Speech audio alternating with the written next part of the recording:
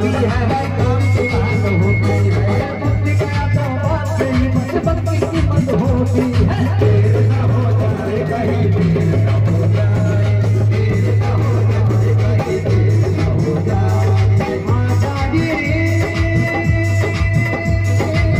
तेरे बिना मन थक जाए देर न हो जाए कहीं देर न हो जाए देर न हो जाए कहीं देर न हो जाए